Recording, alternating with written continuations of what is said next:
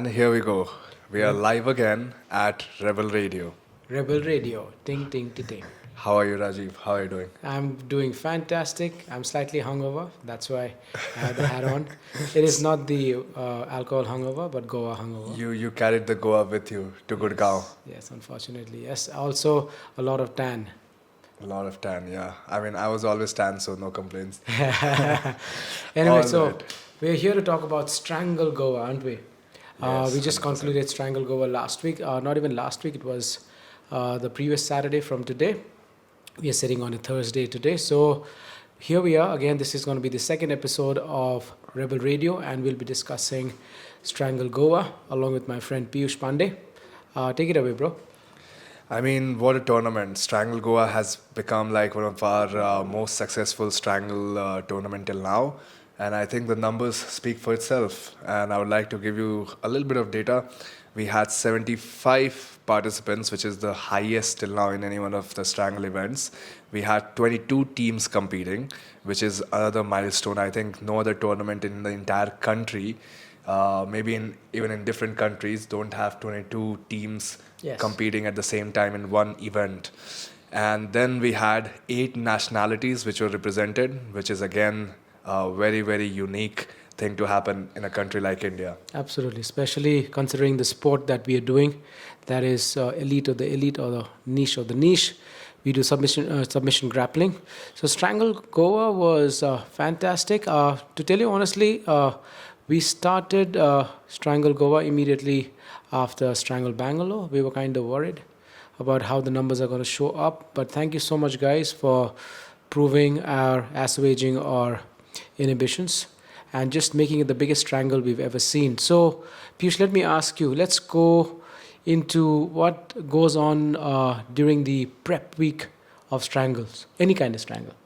I mean, the prep week is something that we have now gotten used to because we have done like 4 strangles now, including the one which we recently concluded in Goa. We started with Strangle Delhi, then we went to Kolkata, then we went to Bangalore, and now we did it in Goa. So I think we have streamlined a lot of those things related to how we just check our inventory list, how we prepare the brackets, what happens in the final week of social media promotions. I think those are the key things that we go over. But apart from that, you always have those nerves, those exciting nerves, I would say, as an organizer, as a competitor also sometimes, which we have done already. So yeah, all in all, it is quite a thrilling week leading up to the Strangle event. And what did you feel different about this event than all the other events? The vibe was different, maybe because we also had kids this time. Because the energy was insane. Obviously, this is not to take away anything away from all the other strangles. The energy has always been really, really high. But this time, the kids brought it in because in the course of this podcast, we'll be talking about the brackets and how we had to include the kids because there were so many inquiries regarding kids participants. Yeah. So I think the kids brought in a very unique kind of vibe, and obviously being in Goa, the sea next to you, the chill vibe. Just it was pretty chill and exciting at the same time. We will definitely talk about some of the many firsts this time at Strangle Goa, and Kids Division was one of that. Let's first give our token of thanks to Tribal Warriors, our host for the event. And what a great team meeting Bonnie on the first day when we went there. Gagan, who helped us throughout the event, which was pretty cool as well. So what did you make of the Tribal Warriors as a location? I think it was one of the best decisions that we've taken for Strangle Goa because it is so strategically located, not too far, not too close from anything. It's very close to the hub, that is Anjana Beach. And thankfully, we went during a season when it was not peaking, so the hotels and the logistics were kind of reasonable for all the athletes. This is also probably why we chose to do Goa in October. 100%. Earlier, we were in kind of a limbo between where we want to go. Maybe we were also looking at our options in Northeast. Yes. And then we finally decided that this is the season or this is the right time to go to Goa because if we would have ended the year in Goa, that would have been extremely expensive for a lot of athletes. And we, as promotion, definitely consider those things in mind. Of course, we have to, because it's about our participants. It's about the people who do this sport called submission grappling, or BJJ, or Jiu-Jitsu, whatever you call it. So I think we, as an organization team, we always look to make it logistically very, very easy for our participants to come and participate at our events. So again, talking about tribal warriors, Bonnie and Gagan were such great support. Unfortunately, Bonnie had to leave the very next day on the 14th. They had the event called Mallyuddh Mallyuddh in in Bangalore, Bangalore and by MMA. ICSA. So shout out to that event. Yeah. And I think all three of their competitors won. So No, that's I think so. I think really this speaks volumes about the kind of training that they are imparting to their students. So if you're in Goa, please go check them out. One of the most legit gyms in that area. So again, thank you so much, Tribal Warriors, Bonnie and Gagan.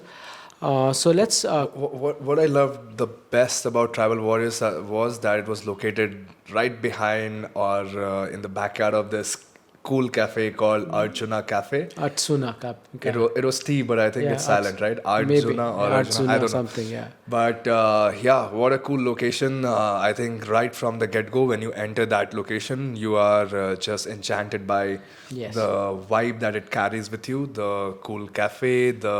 It's also known as, like Gagan told me, that it's known as the Genesis point of EDM.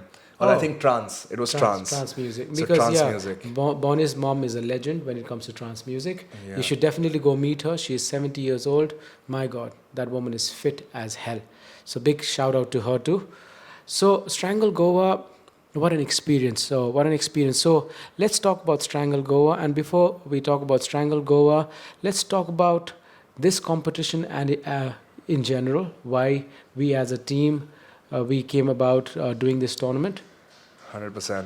So Strangle, I still remember when Rajiv came to me first, he was like, we need to host a submission grappling event in the country, because at that time we did not have any competition circuit well established in the country. There were like one or two events which would happen like once a year, where you did not have the dates prior to it coming out.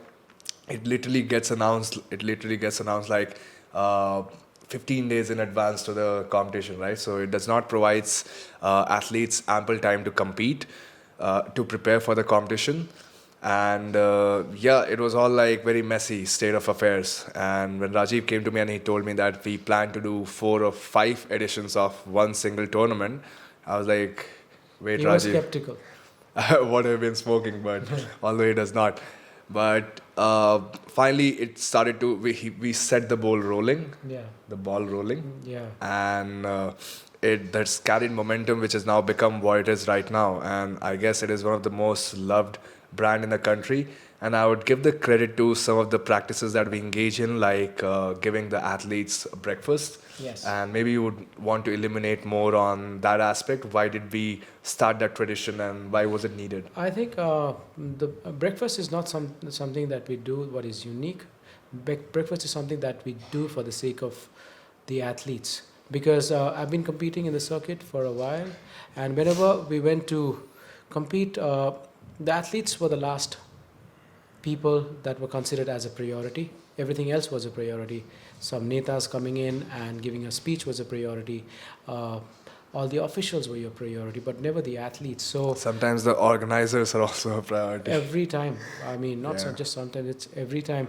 And I remember going to some tournaments at 8 a.m. in the morning, because that used to be the call time then for weigh-ins, and that the tournaments were scheduled to start at 9, and sometimes I've even fought at 8:30 in the evening.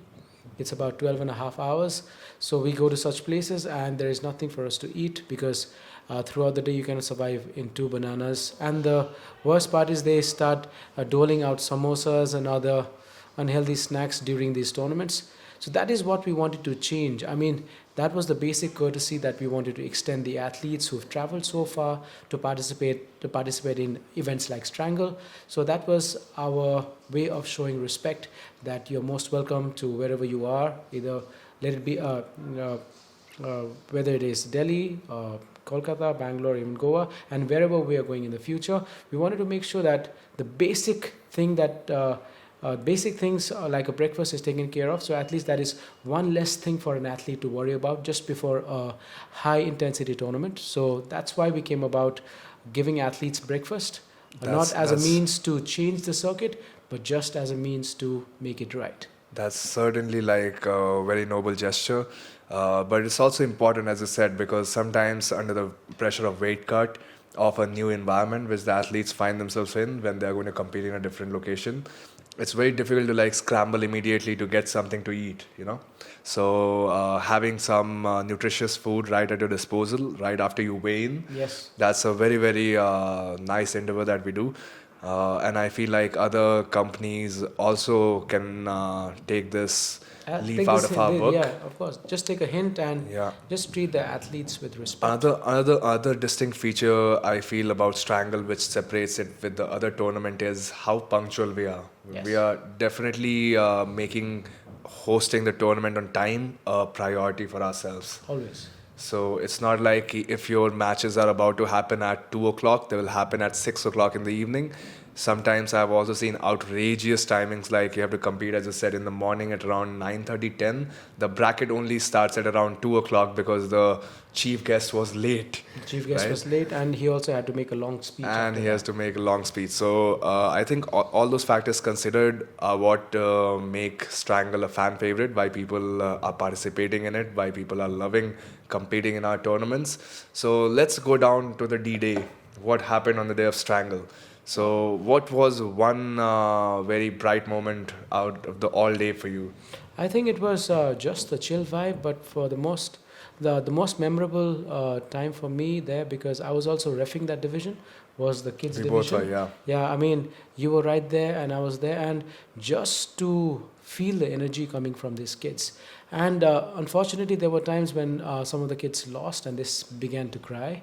So, me as a referee, it was very difficult for me to digest that, because there is this 8 or 10-year-old baby crying in your arms, and you're trying to console them and tell them that it's going to be okay, there'll be better days for you. But it generally, for me personally, it was kind of breaking my heart. But again, there was also a flip side to it, where there were some of the loudest cheers we've ever had in all of the Strangles combined. So there were these kids chanting out their favorite names. So I mean, what was your take on the kids? 100%. As we were talking earlier, it was like a football stadium in there. Yeah. They were making those chant, those waves, Mexican waves. It was crazy. It was really a fun sight to behold. And I think talking about how the kids were getting emotional, I really felt at peace not reffing those matches. You were right in the center of the action. And some of the best pictures that we have got is you hugging a kid where like he's super emotional. And we talked about it later also, where you said that it sent shiver down your own spine. It did, because it was an emotional ride for me. I mean, how do you console a crying child? Yeah. I mean, it's so difficult for me or anyone to tell them that, okay, losses are part of your life. In that particular moment, I could just hold them and say, it's going to be okay. Are you okay? Our job as an organization also was to keep them absolutely safe, Yeah. because I think, has anyone competed in the kids division before our tournament? I mean, no. This was the first kids tournament kids division that we hosted. And just to like inform the public, earlier we were planning to host just one division, but then there were so many kids who came up and wanted to register, and they had like this massive. It looks on paper just 2 or 3 years of age difference, Yeah. but we saw how that puberty hits, and the kids just go from 11 and 50, 40 kgs. They just turned to 60 kgs. From one day you're a David, and so the next day you're a Goliath. Yeah. So when puberty kicks in, I think it was like you said, it's a massive learning curve or lesson for us, because next time we have to make sure There's a weight class. there's a weight class, especially in the 11 to 13 year bracket. Yeah. So I think that's a learning experience for us, and we'll try and incorporate that. And talking about the distinct feature, what separates Strangle, we also paid the kids, which was pretty cool. And this time we just didn't pay the winner. Yeah. We paid all the kids. So earlier we did plan to pay just the winner, but then we saw the amount of effort that each kid went through because we had the double elimination bracket. Yes. Where even if you lose, you can go through a losers bracket and then make your way to the finals or semi-finals. So that was a pretty cool addition which we did this time. And that really showed the kids that they can still keep on fighting, and we wanted to reward that effort, especially Absolutely. you made that decision on the fly to give them each some amount of money, and then we surpassed the initial offering, which was 5k to 6k. To 6K, so we paid 3,000, 2,000, and 1,000. I think it was a decision that I didn't take emotionally, but because kids are such absorbers of things. So, and they were putting in so much of effort just coming out there and not giving up at all. So I think it was just fair on our part to decide, okay, we cannot just have one winner because all the kids were winners, but unfortunately it's a tournament setup, so we could have first, second, and third. But going forward, we are definitely planning to give away better prizes, better 100%. goodies to all the kids. I think also it was so cool because even the person who came third, like an 8-year-old kid coming third, is winning $1,000, which is like winning a lottery when you are 8-year-old. Absolutely. I think we setting the tone of tournaments in the country right. We're not saying we are revolutionizing anything. We don't want to revolutionize things. Okay, what we want to do is we just want to set things right. We just want to set things right, but because I'm sure people are already planning or they've already done tournaments in the past. But what we need to do is do tournaments the right way. Also, Piyush, before we go any further, what do you think of us incorporating Smooth Comp as a registration software, the bracket creating software? I mean, that has been the most professional approach that we have taken. We are getting on Smooth Comp. It has just made the whole process so easy because I remember in the first and the second tournament. Second, we didn't have Smooth Okay. Comp. Yeah, so first two tournaments, it was super difficult to write everyone's name, get them registered, have those Excel sheets, and then accepting payments. All this was like a big challenge. But then we sought the ways how professionals do it, and yeah, having Smooth Comp has made our lives very easy.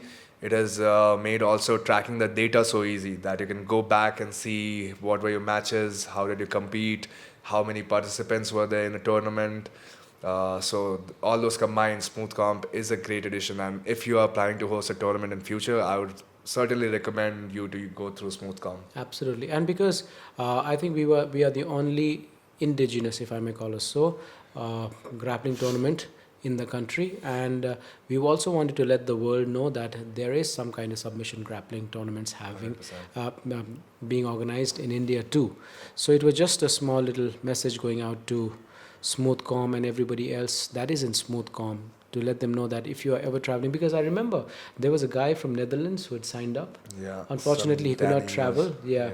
So he had called us up and he was like, "Oh, I'm so ready to compete in your tournament," but unfortunately, there were some visa issues for him, so he couldn't get his visas on time, so he couldn't compete. But yeah, we are as an organization trying to bring in the latest technologies and the know-how around grappling, because if you've noticed the recently concluded ADCC championship, they just revolutionized everything, and what we're trying to do is at least get to somewhere close to them. I mean, it's still a benchmark for us, but we're not stopping till we at least get to about 90 to 95% of what they just did. So let's go back to Goa. So we had 6 brackets, Piyush. Yeah, the kids brought it, obviously.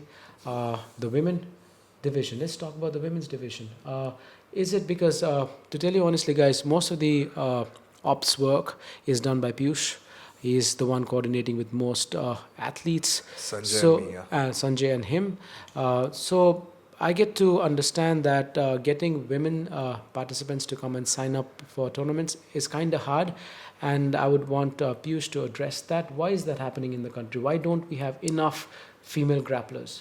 I think the basic problem lies at the root of not having enough female competitors in a gym.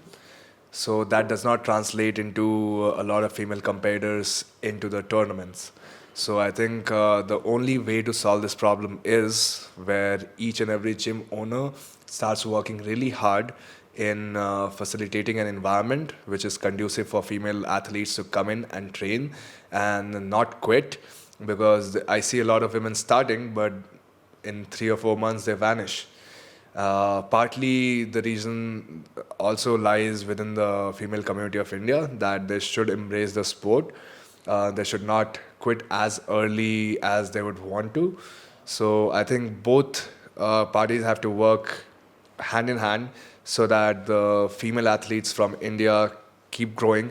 And I think what helps a lot is when these female athletes who come to compete put on an exciting display of performance, and that goes on to show other female athletes or other girls in the country who are looking up in these tournaments to these girls who are competing, and that goes a long way in motivating them that they also want to be on that stage. And I saw a lot of people who messaged me right after a tournament and they were like, hey, I'm also going to compete in the next tournament. So that's always a positive sign to hear. But definitely it is always a challenge getting maybe even 10 girls throughout the country. And We've we are never had 10 girls. yeah, and we are a billion people country, so that says a lot about how integrated females are in our jiu-jitsu community. So I think it's a job of both the community, male community of the country, like all the males who are in the power of position, in the position of power, to integrate all these women, make the environment safer and more healthier for them to train. Absolutely. I think so too, because I think there is so much of talent in this country, no doubt.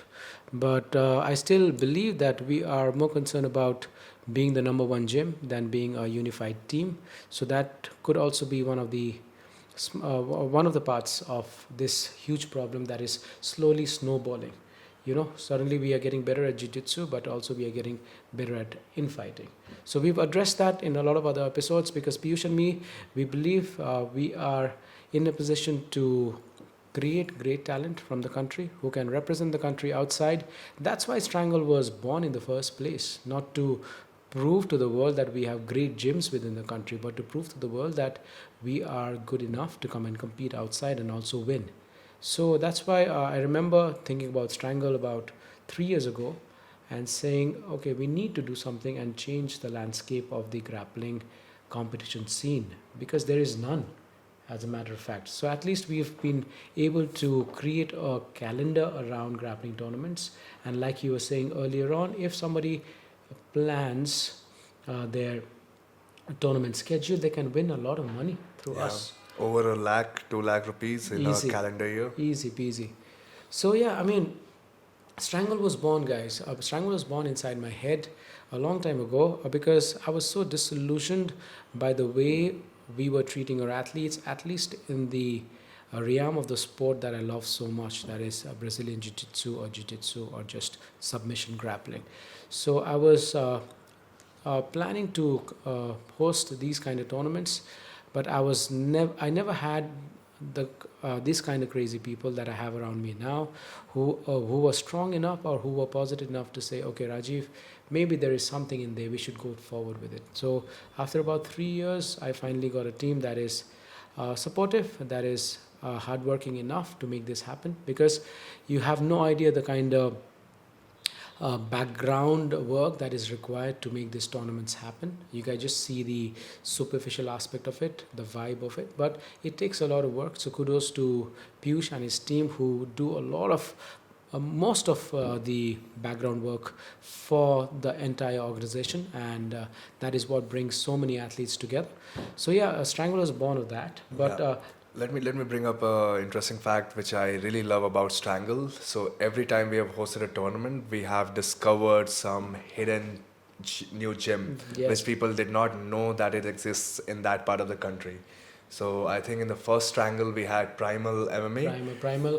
If you don't know Primal, from Siliguri. from Siliguri, who would have thought that there was a grappling community in Siliguri of all places? Yes. And after that, Then we went to Kolkata, and there we discovered Happy Red Rooster, which is another phenomenal team out of Assam, Shillong. Then we went to Bangalore, and we discovered some amazing grapplers from the School of Combat in Jaipur. oh wow, And finally, in Goa, we discovered that there is a jiu-jitsu community up and thriving in Auroville. Auroville. And we had the representation from them through Abhaya MMA, Abhay MMA, and there were two more: the Manar Boxing Club Manar Boxing and Club. also Tashi. Yes, so these were the local Goan team Yeah, who we did not know about existing also right before this. absolutely. So this is the fact that I love the most, that we get to meet so many new people in the community who we did not know existed, and they also bring a lot of talent, a lot of hidden gems for on this global platform, on this national platform that Strangle is, for the whole country to see. I think that is the major focus for us to do this tournament. Nothing else. I mean, is to find the hidden talent of the country, and also to tell the country that okay, let's get together, let's build Team India, and then start kicking some butt in the international circuit, because that's where some money is. Because if you show me one person who is making money through BJJ, I will show you 10 people who is almost as good as Gordon Ryan. I don't know if that analogy made any sense, but there is no one in the country except for people teaching who are even slightly close to making money. On that note, we'll take a short break and we'll be back. Welcome back. So Piyush, you've been an avid competitor for the longest time, yeah? So as a competitor, how important is cash prize for you?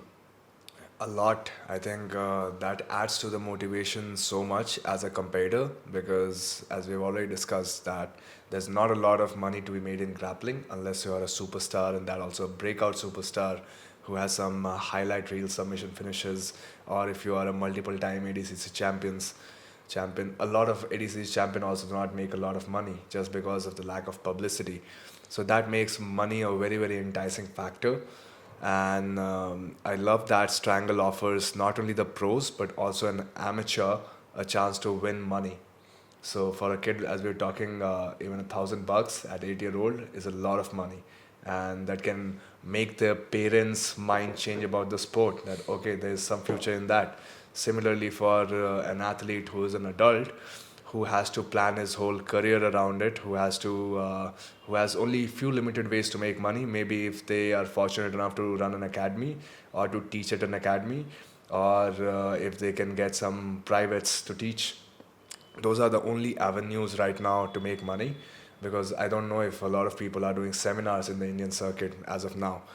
So that money, when it comes in through competition, adds a lot of incentive for people to go out and put their epic performances on a national stage like Strangle. So I think it's a very, very big motivating factor. So what do you think about us having money for both amateur and pro? It is our way of respecting the athletes for what they are or what they put in. I mean, like you said, jiu-jitsu is so niche in this country. A handful of people do jiu-jitsu in this country, and for them to be kind of secure when they're going to compete, because competing is also not cheap, because we are a huge country. Like we've done 4 strangles so far. So for someone like Ravi, who's traveled to Delhi, who's traveled to Kolkata, who's been in Bangalore, and also traveled to Goa, and Ravi went on to win 2 strangles. If nothing else, if Ravi can get into a 0-0 balance of his expense and earnings, we are more than happy. Yeah. And He's still got like 4 experiences, which absolutely, is huge. because a lot of us dream about becoming world champions without any competition experience. It's not easy. I mean, competitions are very different. You could be the top dog at your gym, but once you hit the competition stage, I mean, you could be a nobody, because there are some monsters waiting to, pounce on you and just feed on you and use you as warm up. So I think that is why it is so important to be competition ready if we are planning to prove ourselves in the international circuit. So just to make it slightly more sweeter, we add money also, because like you said, it's a great motivating factor, and we don't pay any less, and there is no discrepancy between a female bracket or a male bracket. So all amateurs get about $15,000. The pros get 20. In the national tournament, we also went as far as paying 25,000 to amateur grapplers. And next year, ladies and gentlemen, we'll absolutely change the scene. The details of which we'll give out in a future date. So yeah, money is important. Everything revolves around money. Anybody who's trying to be in a setting and say money is not important is lying to himself first. Yeah. So There are certainly a lot of people who have the approach that just keep on working, and once when you become successful, then it will all be worth it. Then you'll have all the money, but you never know. Even if you win ADCC and you do not have the right personality, if you do not have the right exciting matches, you're not getting paid. Promotions are not going to call you to compete in their events. People will not be interested in your techniques, and there are a lot of example of champions like that who are not doing really well, and they have to go back to their academy, continue on the same grind, continue teaching, and those are their only avenues to make money. So I feel getting money right from the very beginning stages, as you said, helps people fund their competition journey. That's the very first. And that also builds a healthy mindset that you have to start thinking economically towards converting jiu-jitsu into a revenue stream for yourself. absolutely. So I think that builds a healthy competitive mindset, and also helps people become more aware about their opportunities in the future. I think so. It is quite important because for a guy who wants to be an athlete now, in 2 years' time, he could go on and become a hobbyist. Yeah. Because life happens, my friends. Injuries happen. You never Injuries know. happen, life happens. So there are other things that take priority. But if you start winning competitions now and start making some kind of money, so you see that light at the end of the tunnel. And through these experiences of competition, maybe one of us, goes out and wins the trials. Now he becomes a superstar. And because he's become a superstar, other people are looking up to him and pushing us hard. So there will have to be someone showing us the bright blue skies, and without money, it's not possible. So coming back to Strangle Goa, should we discuss some of the matches that we saw? 100%. So let's start from the kids division. Who were the athletes that impressed you the most? I'll give you my top three. You can give your top three. For me, from the 8 to 10 division, there were obviously the guys from Manar. Sorry, my apologies, Manar. There was Mark, but most importantly, there was one little baby that we also ended up giving her a full scholarship to our academy. Her name is Avani. She's a 8-year-old phenom. I mean, her double leg was something that I aspire to get, and she was fearless. So in the 8 to 10 bracket, it was Mark and it was Avani, and from the 11 to 13 bracket, the one person who stood out to me most was Suryansh. Suryansh and I think Kenneth also. And the Suryansh was the most, he was the most vibrant, he was the most hungry person. We will also talk about the seminar that we did after the tournament. He was the most hungry person. And other extremely talented personality was this little girl, Angel Patel. She was fantastic, and obviously the champion. Kenneth was also fantastic. You said like 5 names. You Did just said 3. Oh, sorry. There were too many kids. It's so difficult to deal with kids, bro. Yeah, and all of them were phenomenal, as I said. So my top 3 were also those 3 people. Avni in under 8 to 10. Then Suryansh and Angel. Like when they fought, the crowd was on fire. Like they were so electric in that moment. They were erupting. They were chanting. Like full football stadium feels. It was awesome. They did bring that energy. So thank you guys so much. And let's talk about adults. Oh, adults. What do you My think of? favorite match of the day was between Gajendra and Shiv. Shiv, yeah. My God, I was not reffing. Thankfully, you were reffing. That was definitely the fight of the tournament. That was 100%. I was on Insta. We'll also talk about the Instagram live that we did with voiceovers or even commentary. I was on my phone and I was missing the action because I was so engrossed in the exchange between these two phenomenal athletes. Somebody's passing the guard, somebody's attacking. There were the like leg. 2 back takes back to back, and then everyone got out of it, and then finally Shiv finished him with another back take. I So didn't it see. was What a very a back and fight. forth match. So Shiv and Gajendra, man, you guys are monsters. Keep doing what you do, and we are so proud of you. I mean, we are so honored also to have witnessed such level of athleticism and technique in the Indian grappling scene. Talking about Shiv, let me just segue into this part, which was another beautiful moment from our Strangle competition where we promoted Shiv to a blue belt, which was very, very well deserving. And anyone who tries to dispute that can directly talk to one of us Yeah. because this guy has been a white belt since like 2018. So I competed with him in 2018 in Bangalore SJJIF, and I remember even that time he was really, really good. And unfortunately, this guy does not have the patronage of a black belt who can come promote him. They cannot probably afford to get a black belt all the way from States or from Brazil, for anywhere. Brazil, from anywhere. So it's the job of our community then, the senior belts like us, like other people, if they take notice, to come and help these guys out to progress further in their jiu-jitsu journey, because belts are not only a true representation of your skill, but also they help you, business wise a little bit, where you can have more students come to you to not learn from just a white belt, but also a really respected blue belt in the community. And people may just be like, oh no, belt is all about your honor and all that respect, but it definitely helps your business as well as your Your game too. own game, your own confidence, where you are like, okay, I can also hang out with these blue belts now. So And what? he did. Yeah. And in Shiv's case, he absolutely not only did he hang out with the blue belts, he beat a lot of fine athletes. He just lost to Nihal in the finals. Yeah. And I'm a firm believer where I don't want any black. I don't want to be under the patronage of any black belt. This journey has been solo for us. Most of the time when we are training, it's Piyush helping us with the technique, I helping up with a small portion of that, and we are learning constantly from each other. And this BJJ community in the country has flourished that way. Yeah. We don't have a single black And belt. it's not like that we are creating techniques most of the time. We are just learning from the best black belts that are competition proven, that are at the Yeah. global stage. So you don't want to have a authority figure in your life who you call your black belt coach, Yeah. and then just keep learning from that one single guy, because sometimes those people will not allow you to like open yourself to other people.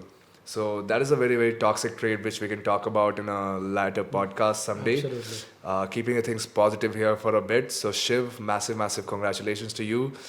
You thoroughly deserve that belt, and we couldn't find a proper belt for you on the day. So we used the TheraBand, but I think that memory is going to stick with me Yeah. for a long time, because we were just a catalyst, to tell you honestly.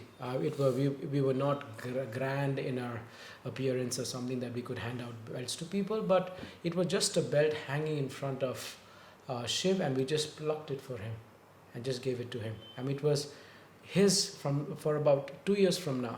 And the entire community present there really agreed Oh, to yes. it. So that was the And beautiful thank part. you so much for that beautiful gesture that you guys showed to Shiv, because there were a lot of thunderous applause and cheers and shout outs for Shiv, because he's such a nice gentleman. I mean, he was so emotional at the end of it, but because generally people are, when people deserve this, people are really humbled by this kind of situation. So if you ask me personally, that was my most cherished moment From Strangle Goa. from Strangle Goa. Similar to what happened in Strangle Kolkata. Yeah, When again, they buy another one of those very well deserving guy of course. who just couldn't find a black belt to like come to him and then teach him and then train him and then give him the blue belt.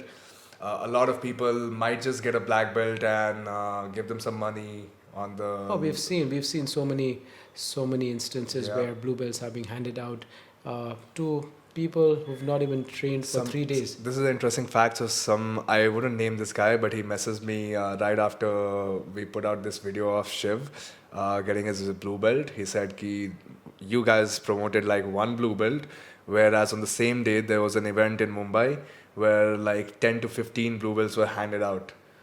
So it seems like there's a rat race of Yeah, producing blue belt in the country, but there are only a few legit one of them. Yes, because Shiv is not just legit; he is hardcore, man. I mean, we didn't do it. I'm like I said, we just added color to his belt. That's it. The skill was his from the very beginning. So congratulations again, brother. You deserve it, and I'm so happy and honored that I was a small part of that journey. So yeah, let's talk about the champion, Mr. Nihal Joseph, the ADCC champion now, Strangle Goa champion. I mean, his run was impeccable, textbook. He finished all his 3 fights within 2 minutes. Yeah, and all by submissions. Crazy. What do you think is happening with this guy? Knowing Nihal, I have one thing which I really like about his game is that he's so tricky. So when you play chess, there are people who are very formidably positional players, and then there are these guys who will seem like they are kind of not doing very well in the match, and then they will just flip the plot, flip the script, and come out victorious. So Nihal is that kind of guy who is great at escapes, great at escaping bad positions, and then immediately turning it in his situation. Although in this tournament, none of that happened. He went and ran through each and every one. There were The first fight was 9 seconds. Yeah, it was a quick Straight foot lock? straight foot lock, and his straight foot lock is really devastating. I felt it, and even before he goes for the finish, I tapped to that pressure right over here. It is Yeah. excruciatingly painful.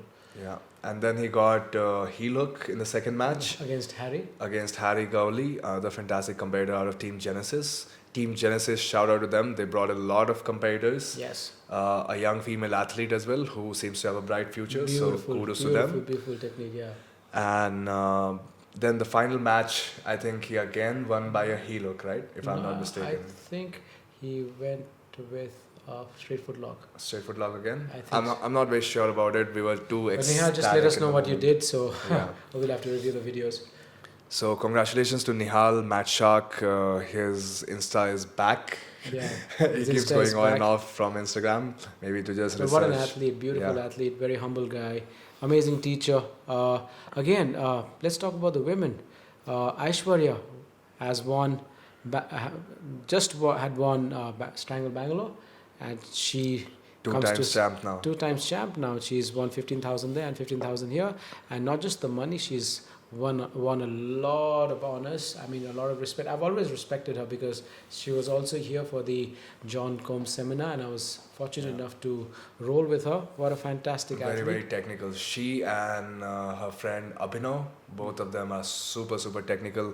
And I asked them, they do study from Gordon Ryan's videos, which is the way to go forward. If you're not doing that, you're missing out, guys. Yes. So that reflects in their game as well. Like they were super precise. Abhinav really impressed me in the matches that he fought.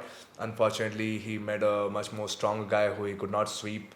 I think it was the champion of the division. Oh yeah, big shout out to him too. Team Relentless. Yeah. Bro. What a guy. So Abhinav, again, good performance. Keep it up, buddy. Let's talk about the day after the strangle. Wow. I mean, after Strangle was great. The blue belt was awesome. But the day after, That was cherry on the cake. cherry on the cake, bro. I mean, I think all props to this guy, MagicMan.13. He just started announcing that we'll have a small session. We did not announce it as a seminar. We just privately told people that if you want to train with us tomorrow, we'll be here 10 o'clock at Tribal Warriors. at obviously. Tribal Warriors. So just show up. And suddenly the word spread like a wildfire. And we reached the Tribal Warriors at 10. There were like 5 people initially, and we were like, these are the only Yeah. motivated people who want to train. And then suddenly when I was rolling, I look around and I see like 30 people rolling around. The mat space, which was huge, was so small then. Yeah, we had to sit around and make space for people to roll. I mean, what a fantastic way. I mean, I'm going to cherish that as long as I live, because there were no egos. Nobody was timing you. There was nobody telling you what to do. If you wanted to roll for 2 minutes, you could roll for 2 minutes. If you wanted to roll for 18 minutes, you could roll for 18 minutes. So it was just an informal setup Yeah. where we were There were- cross-training there- with each other. There were no higher belt egos on the Yeah, mats. yeah, like, that was oh, awesome. I'm the blue belt, I'm the purple belt, I'm the brown belt. Move aside for me. There was nothing of that sort. Everyone was super jovial, super kind, super friendly to each other. And post that, we also did an informal Q&A where people explained, me, you, Nihal, Sanjay. Sanjay, we all explained some of our favorite techniques which people were asking about. So overall, it was such a fun session to be part of, and everyone who came, genuinely thank you from both our sides. Yes, absolutely. So I think we are of the view that this is going to be a staple with all our strangles now. What do you say? 100%, 100%. I would love to do a post-strangle open mat after every strangle. That is the way to go, because that way we are not bound by competition. It's just an informal setting where we are exchanging knowledge, Yeah. feeding off each other's positive energy, and just vibing with our favorite sport. So even if I think like this might promote this factor now, that even if you lose, let's say your first match in the strangle, you can always stay behind a day, still train with some of the best guys in the country Yeah. for as long as you want. We don't put a time limit to it. It's like 2 hours, 3 hours, keep going as much as you can roll. And that exchange of information is what will make the growth happen. Yes. Not only in the community, but also in their own personal personal jiu-jitsu life. So I think going forward, it's a great approach. I don't know if you guys are up for it, but just let us know in the comments or whatever medium that you can reach us with Yeah. if you appreciate this idea. And yeah, we'll Let's definitely make it happen. Let's make it happen. Yeah, I think that's the only way to test each other, complement each other, more than test each other, complement each other. Because, like we said, we are nobodies in the country. Let's go outside and prove a medal and get glory to the country and to the sport, so that some of us become superstars like they potentially can. What do you say? Yeah, 100%. So that was a very fun tournament, Strangle Goa. Beautiful vibes. We went to the beaches. We met a lot of people who Yeah. competed the next day at the beach. We hung out with them. We talked about life and how they were doing in their jiu-jitsu journey. So overall, it was a very fun experience for me. This was just my second time to Goa. I went for the first time during ADCC last time, and I It was couldn't. very brief, wasn't it? It was very brief. I just returned right after the next day after a tournament. So yeah, we should do Goa. Goa is definitely one of the spot that we are going every year. 100%. That is enlisted in our calendar. 100%. It'll always be Travel Warriors Yeah. till we're going to Goa, because it's such a great place. Having said that, that was about it. Goa was fantastic, not because we were there, but because you guys brought the magic. All you participants, all the coaches, all the gyms that supported this endeavor of getting Indian Jiu-Jitsu onto some kind of global map. We are still kind of far away from people noticing us and getting us to where we can actually potentially go. But I'm sure with this kind of effort from the Indian Jiu-Jitsu community as a whole, some of us will definitely make ripples in the international circuit. We will be heading towards a fantastic location. So do you think this is a good time to reveal where we're going to go next with Strangle? Is it already decided? I think we just have a general idea of where we are going, which I Yeah. think people also have. Yeah, I think But- that we can surprise yeah. them. Yeah. So, do you want to break in the news? I think we've touched west with Goa. We've definitely touched a part of east with Kolkata, south obviously with Bangalore, and central or north part of the country with Delhi NCR. But the only place that we need to go is the northeast now, because 100%. like you were discussing earlier, northeast is the hub of some of the best MMA, grappling, and Talent. combat sport talent in the country. I was there recently at the Road to MFN tournament in Hyderabad, and these guys were shining.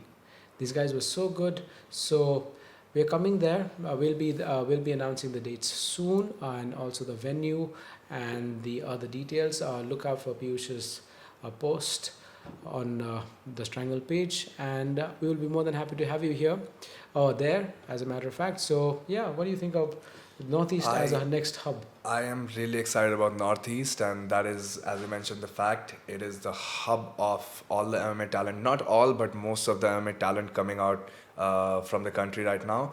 And those people are like warriors. They're so gritty. They are so tenacious. They have amazing wrestling. They have great striking. They have some phenomenal teams in the Northeast region. I think with the inception of jiu-jitsu competitions in that area, it will promote jiu-jitsu skill development to a new height in the Northeast, and that will produce such well-rounded MMA talent from the country that will be a force to reckon with in no time at all. I am So- hoping so, yes. So yeah, so Northeast, Strangle Goa, Strangle Goa. Strangle is coming to you next. So be ready. If you are listening to this podcast or seeing us on YouTube, please start your training camp because we will be there in December. And let us know which city should we come to. So if Yes. we get a lot of interest, we'll definitely come to that location. Absolutely. So we'll be announcing it by next week. So in the meantime, I want you guys to do your homework and just let us know where we can come so that it is central for everyone. So we have Shillong, we have Manipur, we have obviously Shillong, Meghalaya, Manipur, we have Assam, we have Nagaland, we have Arunachal Pradesh, we have Tripura. Yeah, we have teams everywhere. We have teams everywhere. So help us out with distinct location where everybody could come, and it would not be a logistical nightmare for anybody to travel from one part of the country to the other. So enlighten us with that. So we'll make sure we make it happen. So before we sign out from Strangle Goa, something interesting is happening this Saturday, bro. Yes, this is the UFC fight week. Oh my weekend, God. actually. What a fight card. What an amazing fight card, UFC 280. Let's just talk about the main event directly to wrap it up. Charles Oliveira versus Islam Makhachev. Who have you got? I think not because of anything else. I love Habib and his team, but I will still want to see Charles Oliveira win this bout because I was almost shaking my head thinking that you're going to pick. no, Charles Oliveira was, I think, wrongly stripped of his belt just because of 1 or 2 pounds of overweight issues. It was not even. Was it? I think it was 0.5. Zero. I'm sorry. I don't know the exact number, but that was a shame that he's not wearing that belt, but which he truly deserves. So I think it is that time of the year where Charles Oliveira can have that belt around his waist and claim to the world that he's the best in that division. 100%. Charles Oliveira, Team Jiu-Jitsu for the win. And Charles has grown into becoming such a monster of an athlete. He has been finishing everyone left and right. He has finished Dustin Poirier, Justin Gaethje, all the best guys in the division. Tony Ferguson. He couldn't finish him, but he had almost split his arm in half. So he's the best guy in the division right now. I see why people are not happy with Makhachev getting that jump over all the other opponents just because he is the prodigy of Team Khabib. So it'll be a fun fight. I think even if Islam takes him to the ground, he won't be as dominant in his ground and pound because of the threats from the bottom from Charles. Yeah. And Charles, if he can get to the back, he's definitely finishing Makhachev. So Makhachev has to be really aware.